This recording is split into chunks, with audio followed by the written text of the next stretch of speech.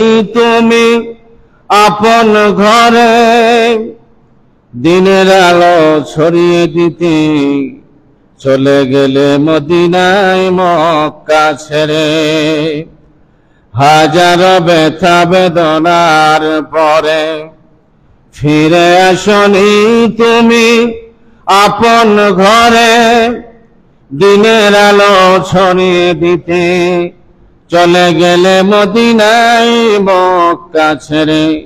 হে রাসূল তোমাকে আমি ভুলি কেমন করে, হে রাসূল তোমাকে ভুলবো কেমন করে। হাজারো ব্যথা বেদনার পরে ফিরে আসনি তুমি আপন ঘরে দিনের আলো ছড়িয়ে দিতে চলে গেলে মদিনায় মক্কা ছেড়ে। হে রাসূল তোমাকে ভুলি কেমন করে। সকলে বলুন আলহামদুলিল্লাহ।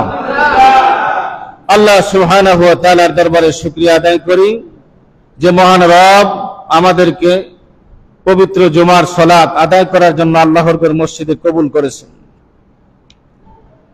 জিলকদ মাসের দ্বিতীয় জুমা, হজ্জের মৌসুম চলতেছে। আল্লাহর ঘর তওয়াফের জন্য, মদিনা জিয়ারতের জন্য মানুষ মক্কা এবং মদিনার দিকে মুভ করছে। এই মৌসুম হচ্ছে হজ্জের মৌসুম। এই হজ্জের মৌসুমে আপনাকে আমাকে আল্লাহ সুবহানাহু ওয়া তাআলা দুনিয়ার সমস্ত পেরেশানি থেকে মুক্ত করে পবিত্র জুমার সালাত আদায় করার জন্য আল্লাহর ঘর মসজিদে কবুল করেছে। সকলে বলে আলহামদুলিল্লাহ। হজ্জের মৌসুম মুসলমানদের ইবাদতের মধ্যে হজ গুরুত্বপূর্ণ একটা ইবাদত। হজ সব মানুষ করতে পারে না। আল্লাহ যাদেরকে টাকা পয়সা দিয়েছেন, আল্লাহ রাব্বুল আলামিন কোরআনে কারীমের ভিতরে বলেছেন যাদের টাকা আছে, অর্থ আছে, তারা হজ করবে। কিন্তু যারা গরিব, অর্থ নাই, টাকা নাই, তারা যেন হজে না যায়। আবার এই হজ এমন একটা ইবাদত, আবার প্রতিবেশীর হক আদায় করা এটা একটা ইবাদত। অনেক মানুষ আছে আল্লাহ তাআলা অর্থের মালিক বানাইছেন, 1 বছর 2 বছর আবার প্রতি বছরই হজ করে, এরকম সমাজে লোক আছে না? আছে। কিন্তু আল্লাহ রাব্বুল আলামিন হজ ফরজ করেছেন একবার, এরপরে যতবার হজ করবে এটা নফল হবে। ফরজ একবারই, কিন্তু এরপরে হজ করলে এটা নফল হবে। আর যাদেরকে আল্লাহ তাআলা সম্পদ দিয়েছেন, অর্থ দিয়েছেন, তাদেরকে হজ করার কথা বলেছেন। এই হজ্জের মৌসুম চলতেছে। যারা হজে যাইতেছেন আল্লাহ তাদেরকে তৌফিক দিয়েছেন, কারণ ইব্রাহিম আলাইহিস সালাম কাবাঘর নির্মাণ করার পরে অবশিষ্ট কিছু বালু এবং পাথর ছিল। ওই বালু এবং পাথর আল্লাহু আকবার বলে তিনি পৃথিবীর দিকে ছুঁড়ে মারলেন। আল্লাহ তাআলা এই প্রত্যেকটা বালু এবং কণা যত জায়গায় পড়ছে প্রত্যেকটা জায়গায় আল্লাহ একটা করে মসজিদ নির্মাণ করবেন। জোরে বলেন সুবহানাল্লাহ। এরপরে ইব্রাহিম আলাইহিস সালাম একটা পাহাড়ের উঁচা পাহাড়ের মধ্যে উঠলেন। তিনি পৃথিবীবাসীকে ডাক দিলেন। ওই ডাকে যারা সাড়া দিয়েছে, লাব্বাইক বলেছে, আল্লাহুম্মা লাব্বাইক বলেছে, রূহ জগৎ থেকে কিয়ামত পর্যন্ত ওই মানুষগুলি খানায়ে কাবা তওয়াফ করবে, হজ করবে। জোরে বলেন সুবহানাল্লাহ। ইব্রাহিম আলাইহিস সালাম আল্লাহ তাআলার হুকুমের মাধ্যমে তিনি কাবা ঘর নির্মাণ করলেন। এরপরে অবশিষ্ট যে মাল রইল কাবা ঘর নির্মাণের পরে তিনি ওই মালগুলি তামাম পৃথিবীতে ছিটাইয়া দিলেন। যত জায়গার মধ্যে বালুর কণা পড়েছে, পাথরের কণা পড়েছে, প্রত্যেকটা জায়গার মধ্যে আল্লাহ তাআলার একটা ঘর মসজিদ নির্মাণ হবে। আর উঁচু পাহাড়ের মধ্যে তিনি দাঁড়ালেন, পৃথিবীবাসীকে ডাক দিলেন, ওই ডাকের মধ্যে দুনিয়াতে যারা জিন্দা ছিল তারা সাড়া দিয়েছে, এমনকি রূহ জগতে যত মানুষ ছিল তারা সাড়া দিয়েছে, লাব্বাইক বলেছে। কেউ একবার বলেছে, কেউ একাধিকবার বলেছে। ওই ইব্রাহিম আলাইহিস সালামের ডাকে যারা সাড়া দিতে পারছে তারা যে কোনো মাধ্যমেই হোক আল্লাহর ঘরখানা কাবা তওয়াফ করার জন্য মক্কাতুল মুকাররমায় যেতে পারবে। সুবহানাল্লাহ। গতকালকে দেখলাম আমাদের বাংলাদেশের উত্তরবঙ্গের এক আল্লাহর বান্দা, গরিব মানুষ, অসহায় দরিদ্র মানুষ, কিন্তু তার মন সবসময় চায় মক্কা যাওয়ার জন্য, মদিনায় যাওয়ার জন্য। আজকে থেকে প্রায় 40 বছরের উপরে সেই লোকটা একাধারে প্রত্যেক দিন রোজা রাখতেছে আল্লাহর ঘরখানা কাবা তওয়াফ করার জন্য। যেই কয়টা রোজা হারাম, ঈদের দিন, ঈদের 2 দিন পরে এরকম যে কয়দিন রোজা রাখা হারাম, এই দিনগুলি বাদ দিয়ে প্রত্যেক দিন প্রতি বছর তিনি রোজা রাখতেছেন। সুবহানাল্লাহ। আল্লাহর ঘর তওয়াফ করার জন্য আল্লাহ তাআলা অটোমেটিক তারে কবুল করেছেন। এই বছরে আল্লাহর বান্দা মক্কাতুল মুকাররমায় রওনা হয়েছেন। জোরে বলেন সুবহানাল্লাহ। এরকম একবার মক্কায় হজ শুরু হয়েছে। 6 লক্ষ হাজী সাহেব মক্কাতুল মুকাররমায় হজ করতে গেছে। ওই সময় সবচেয়ে বড় মুহাদ্দিস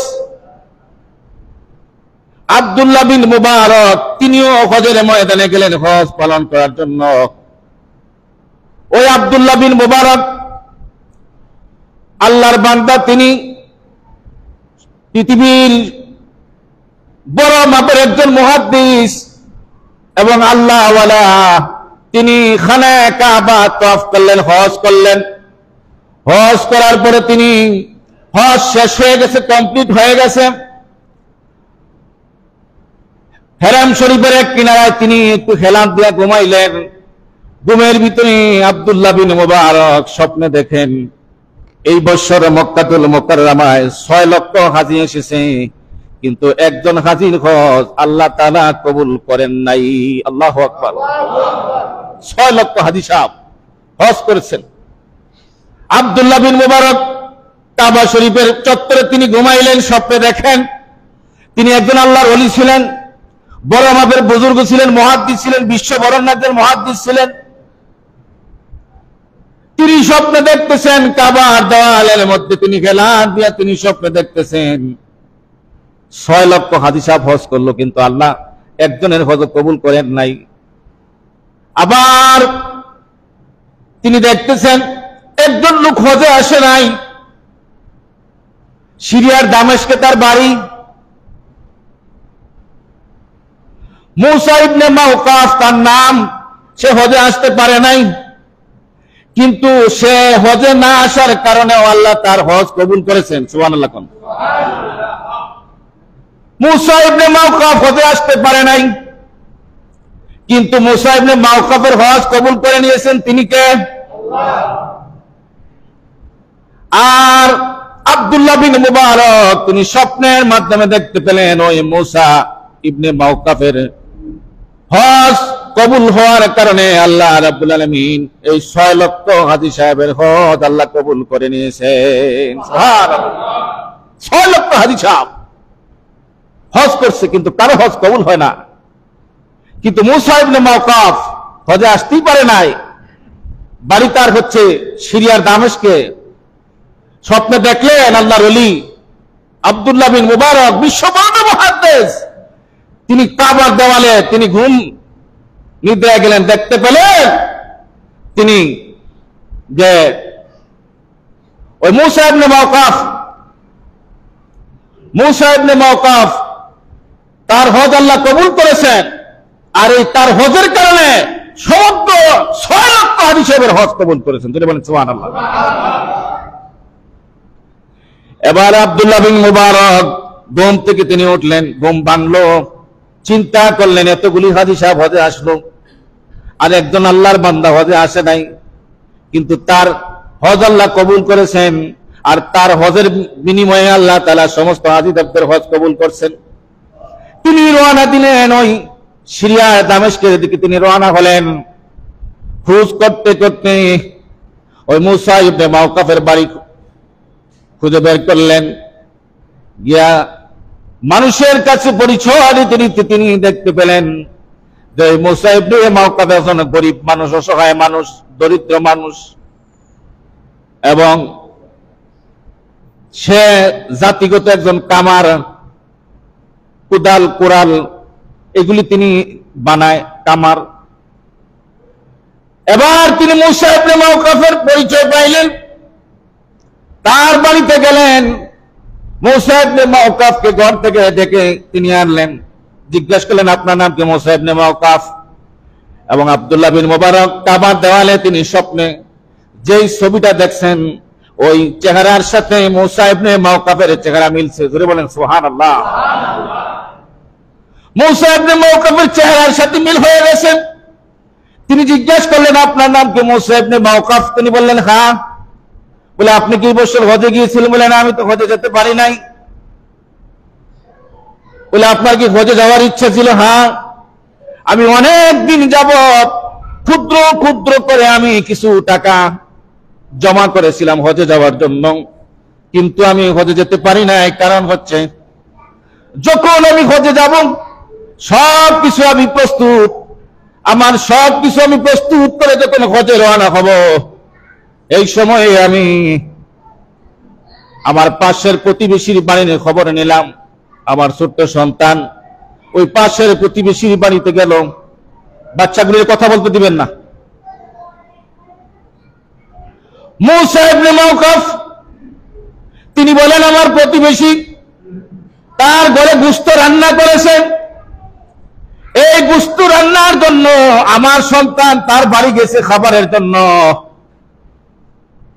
খাবারের জন্য যখন গিয়েছে, প্রতিবেশী আমার সন্তানকে গোশতের তরকারি দেয় না, দুইবার তাড়ায় দিছে, তিনবারের মতো গায়ের ধাক্কা দিয়ে বের করে দিয়েছি। আমার সন্তান কাঁদছে। আমি আমার প্রতিবেশীর বাড়িতে গেলাম, যাই বললাম আমার সন্তান কি আপনার বাড়িতে এসেছিল? হ্যাঁ।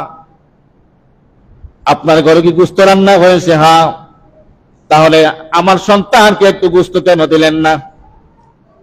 এবার প্রতিবেশীর চোখ দিয়ে পানি পড়ে আর কান্না করে আর বলে হে ভাই, আমাদের জন্য যে গোশতের তরকারি হালাল, এটা আপনার জন্য হচ্ছে হারাম। আল্লাহু আকবার। তিনি কথা বুঝতে পারলেন না। তিনি বললেন এটা কেমন কথা? আপনার জন্য হালাল, আমার জন্য হারাম। আপনার জন্য হালাল আর আমার জন্য হারাম, এটা কেমন করে হয়? তিনি বললেন এ ভাই আপনি শুনুন, আজকে 7 দিন যাবত আমাদের ঘরে কোনো খাবার নাই। 7 দিন ধরে আমাদের খাদ্য ঘরের ভিতরে নাই, খাবার রান্না করার মতো কোনো কিছু নাই। প্রতিদিন বাড়ির বাহিরে যাই, কাজের জন্য কোনো কাজ পাই না।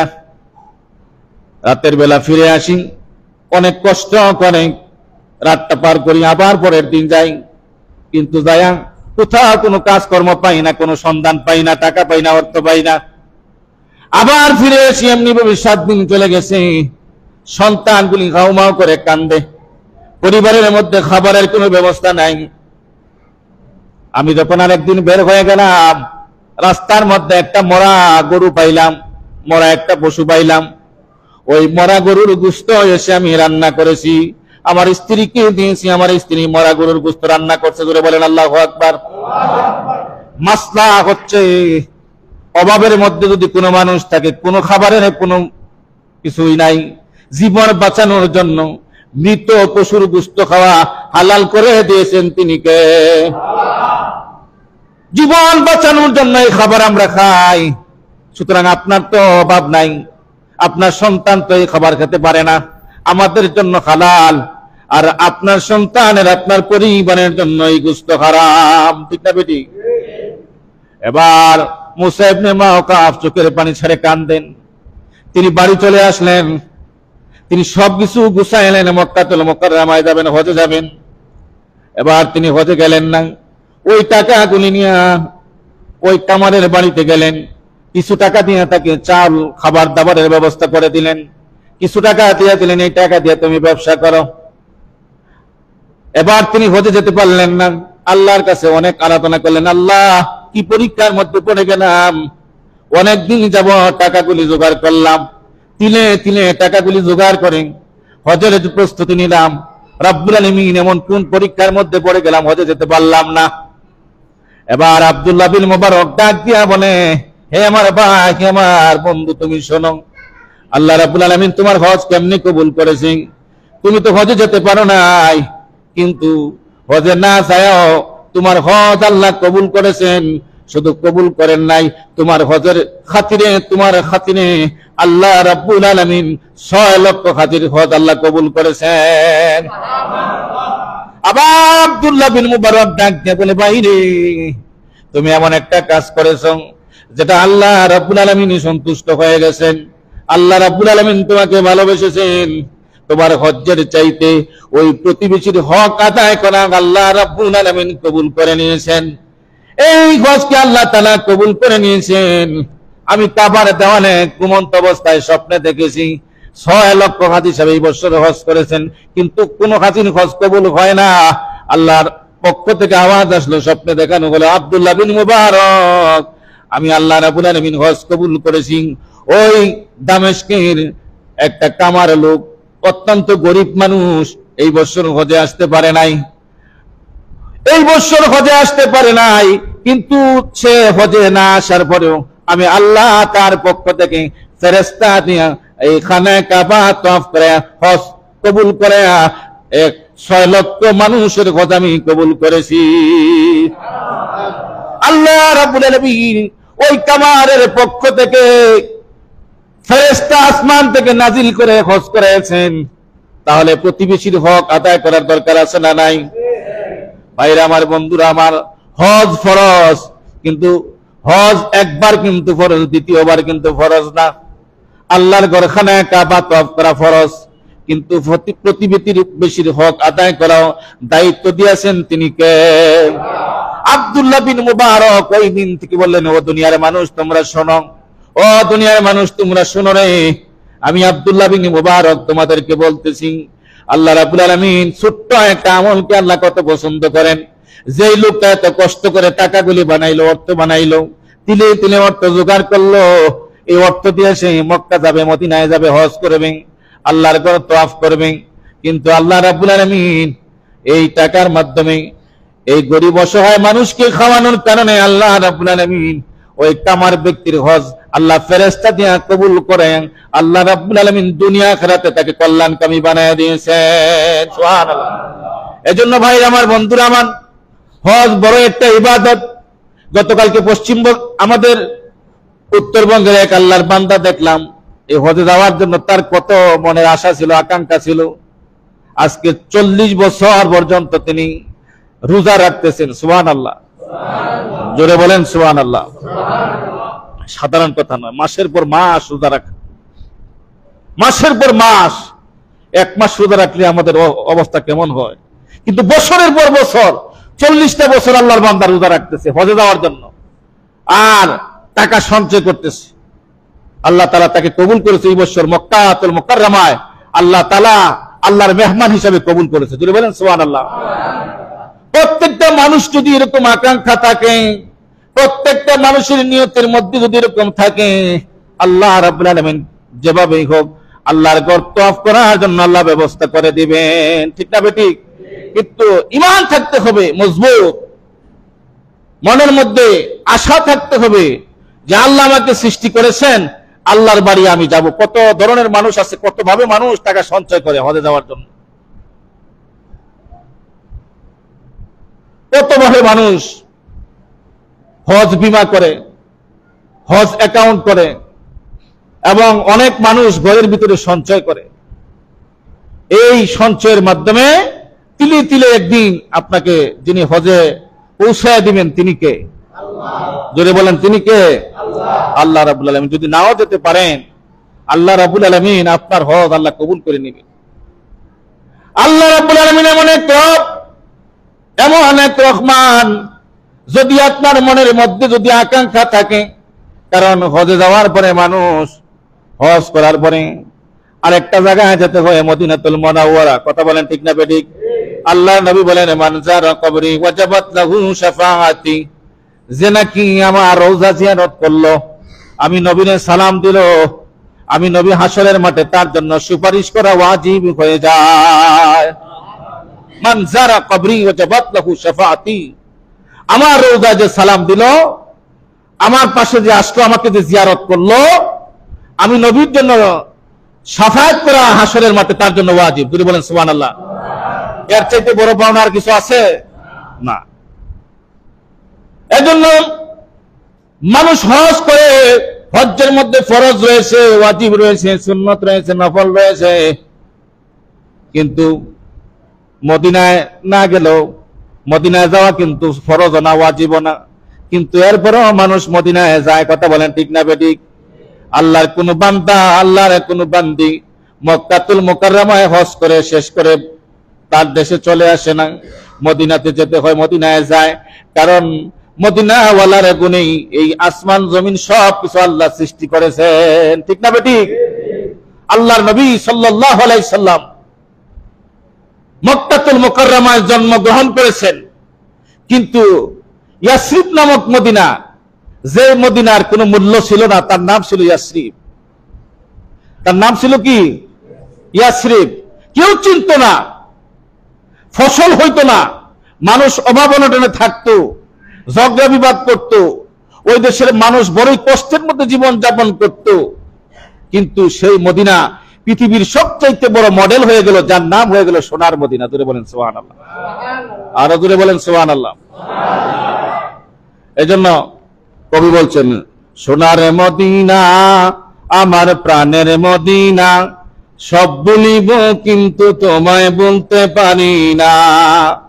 সোনার মদিনা আমার প্রাণের মদিনা, সব বলিব কিন্তু তোমায় বলতে পারি না।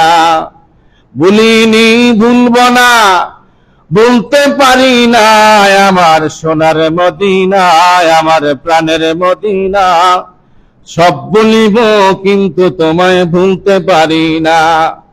ইয়াসরিব নামে তুমি ছিলে অলক্ষণের দেশ, বড়ই মারাত্মক যে ছিল তোমার পরিবেশ। ইয়াসরিব নামে তুমি ছিলে অলক্ষণের দেশ, বড়ই মারাত্মক যে ছিল তোমার পরিবেশ। নবীর সোয়ায় বলে তুমি, নবীর সোয়ায় বলে তুমি শাখে মদিনা, সব বলিব কিন্তু তোমায় বলতে পারি না। কথা বলেন ঠিক না বেঠিক? নবীজি মদিনায় যাওয়ার কারণে মদিনার দাম বাড়ায় দিয়েছেন তিনি কে? তায়েফের মাটিতে রক্ত দেওয়ার কারণে তায়েফের মর্যাদা তিনি বাড়ায় দিয়েছেন তিনি কে? পৃথিবীতে কত পাহাড় রয়েছে, বড় বড় পাহাড় রয়েছে, কিন্তু উহুদ পাহাড়ে নবীজি দান দান শহীদ হওয়ার কারণে উহুদের পাহাড় পৃথিবীর মধ্যে মর্যাদাবান বানায় দিয়েছেন তিনি কে? সেই নবীর ভালোবাসার দরকার আছে না নাই? ভাইরা আমার, এজন্য নবী বলেন মান যারা কবরি ওয়াজাবাত লাহু শাফাআতি, আমার ভালোবাসা সব সময় অন্তরে রাখবে, আর আমার রওজা জিয়ারতের জন্য সব সময় তৈরি থাকবে। আমার রওজায় যারা আসবে, আমাকে যারা সালাম দেবে, আমাকে যারা জিয়ারত করবে, আমার সাথে যারা মোলাকাত করবে, কারণ আমি নবী এই রওজা মুবারকের মধ্যে জিন্দা আছি। জোরে বলেন সুবহানাল্লাহ। নবীজি জিন্দা না মুর্দা? জিন্দা। আমাদের দেশে কত মানুষ মাঝে মাঝে দেখা যায়, কত বছর হয়ে গেছে, তার লাশ নদীতে ভাঙছে, দেখা গেছে কাফনের কাপড় পর্যন্ত কিছু হয় না। এরকম হয় কি হয় না? মাঝে মধ্যে দেখেন, মাঝে মধ্যে সাধারণ মানুষ, সাধারণ মানুষ তার যদি অবস্থা হয়, বছরের পর বছর চলে গেছে কিন্তু তার কিছুই হয় না, কিন্তু যিনি হচ্ছেন রাহমাতুল লিল আলামিন, আল্লাহর পরেই যাকে আল্লাহ তাআলা মর্যাদাবান বানাইছেন, তিনি জিন্দা না মুর্দা? জিন্দা। নবীজি সাল্লাল্লাহু আলাইহি সাল্লাম রওজা মুবারকের মধ্যে তিনি জিন্দা আছেন। যত মানুষ যায় সালাম দেন, প্রত্যেকটা মানুষের সালামের জবাব নবীজি নিজে দেন। ধরে বলেন সুবহানাল্লাহ। এমনকি আপনি পৃথিবীর যে কোনো প্রান্ত থেকে সালাম দেন, যে কোনো দেশ থেকে আপনি সালাম দেন, যে কোনো দেশ থেকে আপনি দুরূদ পড়েন, আপনার দুরূদ সালাম বার্তাবাহক ফেরেশতা কাগজের মধ্যে লিপিবদ্ধ করে ওই মদিনাতুল মুনাওয়ারা নবীজির রওজা মুবারকে নবীর কাছে পৌঁছায়া দেয়। সুবহানাল্লাহ। সেই নবীর উম্মত আমরা খুশি না বেজার? সকলে বলেন আলহামদুলিল্লাহ। তিনি তো শুধু নবী নন, নবীদেরও নবী। জোরে বলেন সুবহানাল্লাহ। তিনি তো শুধু নবী নন, সমস্ত নবীদেরও নবী, ইমামুল মুরসালিন, খাতামান নবীন। নবীজির পরে আল্লাহ তাআলা সব নবীর দরজা বন্ধ করে দিয়েছেন, এরপরে আর কোনো নবী নাই। এর আগে যত পয়গম্বর আসতেন, একটা জাতির জন্য আসতেন, একটা গোষ্ঠীর জন্য আসতেন, একটা দেশের জন্য আসতেন, একটা কওমের জন্য আসতেন। কোন সময় পৃথিবীতে একসাথে 2 জন 3 জন নবী আসছে। মুসা আলাইহিস সালামের সময় মুসা নবীর ভাই হারুন আলাইহিস সালাম একসাথে 2 ভাই কাজ করছে। সুবহানাল্লাহ। জোরে কোন সুবহানাল্লাহ। ইব্রাহিম পয়গম্বরের সময় তার সন্তান ইসমাঈল আলাইহিস সালাম নবী হয়েছেন। ইয়াকুব নবীর সন্তান ইউসুফ আলাইহিস সালাম হয়েছেন। কিন্তু আপনার আমার হাবিব, আপনার আমার নবী এমন একজন নবী, তিনি কোন জাতির জন্য আসে নাই, তিনি কোন কওমের জন্য আসে নাই, তিনি কোন গোষ্ঠীর জন্য আসে নাই, তিনি কোন দেশের জন্য আসে নাই, তিনি কোন এলাকার জন্য আসে নাই। তিনি হচ্ছেন রাহমাতুল লিল আলামিন। আল্লাহ বলেন, আমি যত জায়গার জন্য রব, আমি যত জায়গার জন্য রব, আমার নবী তত জায়গার জন্য হচ্ছে রহমত। জুড়ে বলেন সুবহানাল্লাহ। বন্ধুরা রে, সেই নবীর ভালোবাসা অন্তরে দরকার আছে না নাই? যদি নবীর অন্তরে ভালোবাসা থাকে না, আপনি যদি মদিনায় যাওয়া যেতে পারেন, মক্কা নাও যেতে পারেন, যদি নবীর প্রতি আপনার দরুদ, নবীর প্রতি আপনার সালাম, নবীর প্রতি আপনার ভালোবাসা যদি প্রেম লাগাইতে পারেন, স্বপ্নের মাধ্যমে একদিন দেখবেন আল্লাহ নবী আপনার ঘরের মধ্যে হাজির হয়ে গেছে। সুবহানাল্লাহ। আর আল্লাহ রাব্বুল আলামিন বলেন, দুনিয়ার সব মানুষের সুরত শয়তান ধরতে পারে, এমনকি আল্লাহর সুরত ধরতে পারে, মুসা নবীর সুরত ধরতে পারে, ঈসা পয়গম্বরের সুরত ধরতে পারে, আদম নবীর সুরত ধরতে পারে, ওলি আল্লাহর সুরত ধরতে পারে, আল্লাহর সুরত ধরতে পারে। কিন্তু নবীকে যারা স্বপ্নে দেখলো, নবীর সুরত কোনদিন শয়তান ধরার মতো ক্ষমতা নাই। আল্লাহু আকবার। নবীজিকে যে দেখলো, স্বয়ং সত্যি যে নবীকে স্বপ্ন যুগে দেখলো, আল্লাহর নবী বলেন সে আমাকেই দেখলো। সুবহানাল্লাহ। কারণ এই পাওয়ার শয়তানকে আল্লাহ দেন নাই। আল্লাহু আকবার। কিন্তু সে বিশাল বড় বুজুর্গ হতে পারে, আব্দুল কাদের জিলানী হয়ে আপনার ঘরে ঢুকতে পারে, শাহজালাল রহমতুল্লাহি আলাইহি হয়ে আপনার ঘরে ঢুকতে পারে ঈমান নষ্ট করার জন্য, আপনার ঈমান ধ্বংস করার জন্য, এমনকি আল্লাহ হয়ে যেতে পারে। কিন্তু নবীজিকে যারা দেখলো, সত্যি নবীকে দেখলো। সুবহানাল্লাহ। কারণ নবীর সুরত ধরার মতো ক্ষমতা শয়তানের নাই। সেই নবীর উম্মত আমরা, সেই নবীর উম্মত। ইব্রাহিম আলাইহিস সালাম, ইব্রাহিম নবী আলাইহিস সালামের বংশের মধ্যে হচ্ছেন আমাদের নবী। এজন্য ইব্রাহিম নবীর সম্মান বাড়ায় দিয়েছেন তিনি কে? জোরে বলেন কে?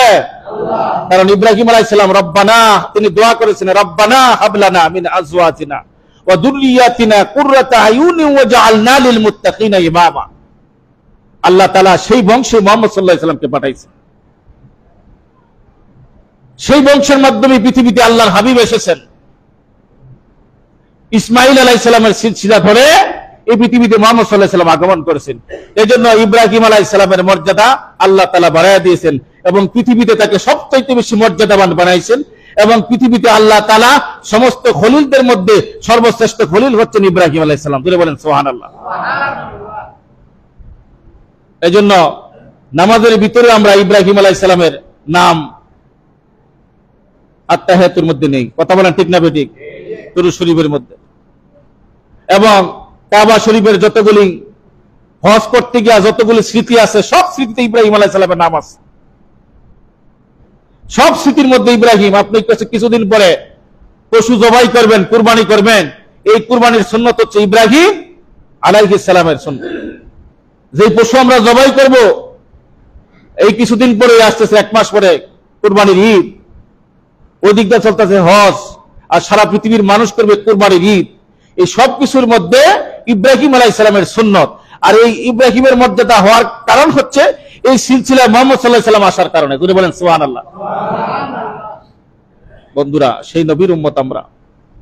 হজ্জের মাস চলতেছে, পৃথিবীর প্রান্তর থেকে লক্ষ লক্ষ মানুষ মক্কায় যাইতেছে, মদিনায় যাইতেছে।